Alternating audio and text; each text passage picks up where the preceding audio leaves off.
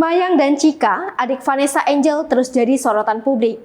Setelah keduanya banjir hujatan gegara dinilai tak peduli dengan kondisi duka pasca meninggalnya Vanessa Angel, Mayang dan Chika diketahui merilis lagu di YouTube memicu netizen untuk bereaksi.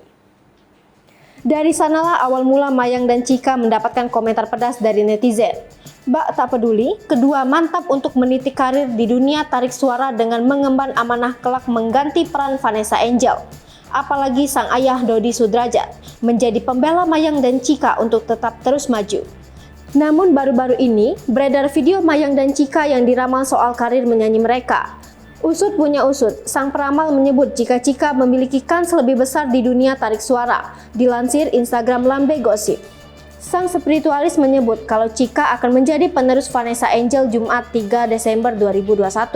Di video ini terlihat raut muka Mayang tak senang sementara Chika tersenyum bahagia. Hal ini lantas memicu publik memberikan komentar di Instagram Lambe Gossip. Hai pemirsa Sri Popo TV, jangan lupa komen, like, dan subscribe, serta tonton terus berita-berita terupdate lainnya ya.